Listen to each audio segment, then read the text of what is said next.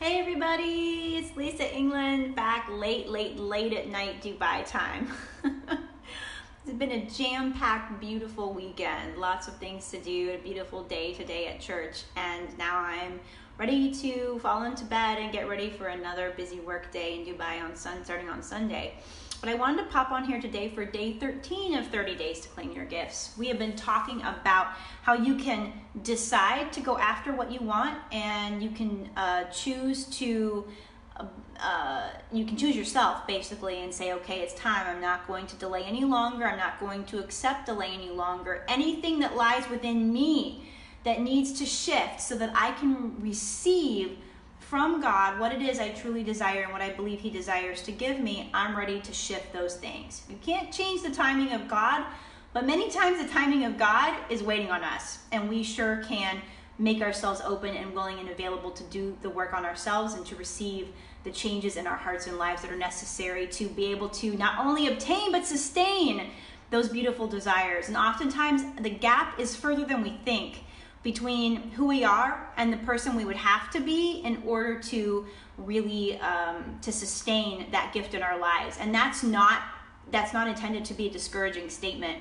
It's just intended to spur us on to realize that we have so much more agency in that process than we even think that we do. Not that we can make things happen, but we can receive them. And when we find those areas within ourselves we're really not willing to receive, that's when the change happens. So yesterday we looked at the first of 5 mindsets and beliefs, really thoughts that pop up over and over again. Hello Don, hello Jerry, it's good to see you here with me today. But we looked at the first of 5 different beliefs that go through our heads all the time that oftentimes can block us. Even if we've made a decision, okay, I'm ready to receive, I'm ready to make those changes, these mindsets can block us from being able to move forward in that resolve. And the first one was really about this idea of, am I enough? Am I really worthy to have this? That's huge. And that's something that we really have to decide, we have to settle, we have to recognize who we are. And for those of you who are watching who share my faith and my beliefs, it's really like anchoring yourself in who you are in God, like who He said you are, that you are now His child, that you've been adopted into His family, and that makes you really royal in a lot of senses, which is when you start to live and think of yourself as having those types of privileges, it changes the way you pray, it changes the authority that you walk in, and it changes the holy audacity of what you're willing to ask for. So once you've kind of cleared that, am I worthy? Am I enough to have this? Am I allowed to have this? Am I a person who could possibly have this? And many times deep inside we doubt that. Another belief you may encounter is, but I've failed before. This is a big one. This one has been like my Goliath in my life, for a really long time. And God has been graciously delivering me from this. And it's beautiful to walk in freedom from it. But let me tell you, for a long time, that thought, but I failed before, but I've tried. I've tried many times. I've tried so many times, and every time I have failed. Maybe it's the relationship, I've been divorced. I've had dating relationships that didn't work out, and that actually turned out that I, sometimes it turned out that I was really bad at picking people to spend a lot of time with.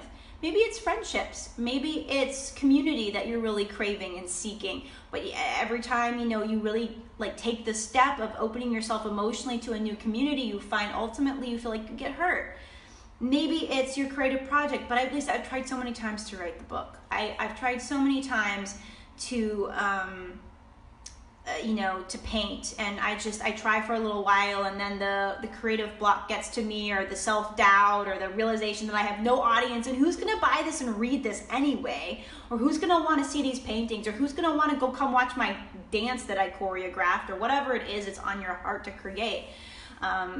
We get into that place of doubt. If it's with business and money, because love, creativity, and money always go together, and we're actually going to look at these 3 types of desires separately later because they're related but separate, but a lot of the same themes come up across all of them, and these are some of the most basic core desires that I deal with in day-to-day in my work, in myself, and that I deal with when I'm coaching clients as well. But with business and money, it's but I've had so many businesses, or I've tried to start a business, or I sold Avon for a while, and then I sold Mary Kay, and then I tried to have a business that was totally something I started from the ground up, and then, there were these other like income streams that I tried to design, and I took this course on it, and none of it ever worked out for me. I couldn't possibly be a business owner of a freedom-based business, or even with career, it's like, well, I've wanted this amazing management job, or I wanted to level up in my career, but, I've tried so many times and I've been told that I'm not good enough. I always get passed up for the promotions. Like this train wreck starts in our head, right? Of all of the times we've failed, all the times people have told us we weren't worthy, we weren't good enough, all the times that we got slapped down and beat down, or situations and circumstances kind of basically were conspiring to take us back to belief number one, which is you're not good enough. But now we've expanded that to say, well, I have a history of being told that I'm not good enough, and situations that would communicate that I'm not good enough. So I'm hesitant to go all in here. I'm hesitant to really fully open myself up to another human being. I'm hesitant to try another business. I'm hesitant to sit down again and try to write that book one more time. Because what if it's just going to be pain? And what is the human brain but a pain avoidant machine, right? Like it literally is. It's wired for survival, which is a great gift from God, but it is also a liability that I believe that he designed the walk of faith to overcome those like natural processes and limitations in the brain, because the walk of faith says, I'm going to have to walk right into situations that don't feel safe. If you really want to have your desire, you're going to, if you want to walk on water, you're going to have to get out of the boat.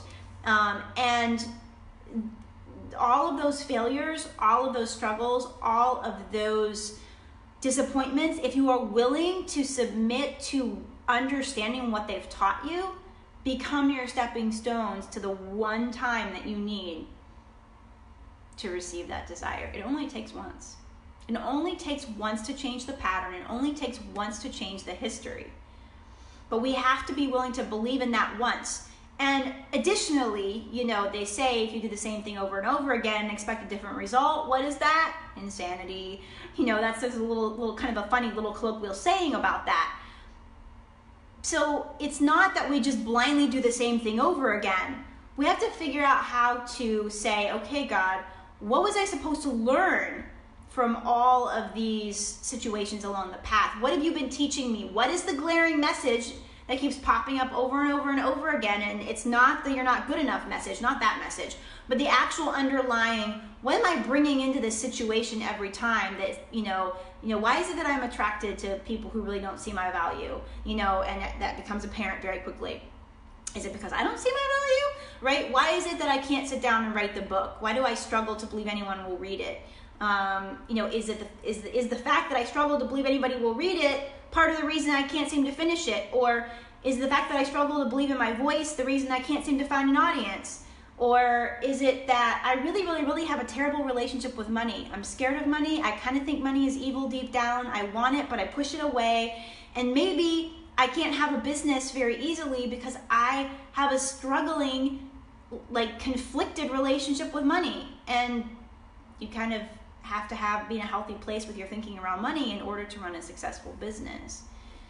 So we start to unpack those deeper layers. It can become very apparent why we failed in the past. But that's not an opportunity for us to say, okay, well, I'm always going to fail, so I'm not going to try. Or I'm going to try, but I'm not going to try 100%, because we all know how this is going to go down. You're setting yourself up for failure. Your thoughts are powerful, right? As you think in your heart, so you will be, the scripture says. What you believe, I believe what you believe and what you think is what you speak is going to come into existence around you. If God created the world by speaking it into existence, and he created us in his image, I think there's a level at which our words also have creative power. And so if you're speaking that over yourself, well, you're going to get what you speak. But it's a combination of changing your belief to believe, no, it's possible. I've had a lot of failed attempts. I've had a lot of mistakes. But that's putting me one step closer. If I choose to learn from all of that pain, it's putting me one step, actually 100 steps. Each one is putting me 100 steps closer to the one time that I need. That's all it takes is once for me to discover what it is that this path has been designed to teach me, unlock that, and then be able to step into what is really meant for me. So as you're going throughout your day, as you're going throughout your week, kind of just notice, does this thought come into your head? Maybe in different forms, maybe it's dressed up in prettier clothes or prettier garb, but ultimately at the end of the day is that thought, I failed at this. I failed at it so many times. How could one more attempt possibly be different? How could opening myself up again? Because oftentimes that's why we shut down. We used to be open. Things came to us. We got pain from them. We shut down. And then we're unwilling to open because it might cause more pain. But there's a lot of faith and there's a lot of courage that's required to really, really, really step into those deep desires, because it's so close to our purpose and it's such holy ground. And recognizing our reluctance that's based on past experiences is a huge step forward in breaking free from that pattern and breaking free from the stronghold that we're in bondage to that fear, right? And we're in bondage to that past cycle. So take some time this week, notice your thoughts. That's a really powerful practice. Just notice if that thought comes up and how that might be interacting with or playing with any areas of your life where you're really believing for and working towards significant change. So I love you all. I'll see you back here tomorrow for the third of the 5 beliefs that we're going to be talking about. As always, if you go to my personal page, you'll see a share button. You can share this video with someone you know who is waiting and maybe almost ready to give up hope on one of their most deeply held desires. And as always, please share your comments and questions. Hit me up, let me know if this is resonating, not resonating, if there's concepts you're wrestling with, questions you want me to address later in the month. I'd be happy to do that. Thank you to everyone who's reached out so far. And at the end of the 30 days, there will be a gift to claim, because why would we have 30 days to claim your gifts if you don't have a gift to claim? And so I want to leave you all with that. Have an amazing rest of the day. If you're on the other side of the world in North America or anywhere kind of on that general end of the world. Is there an end even? No, there's not. The world is round. Okay, on that side of the world, if you're on this side of the world here in Asia, Africa, Middle East area and parts of Europe, go to bed please. It's super late and you have to get up early for work tomorrow. So I love you all. Talk to you soon.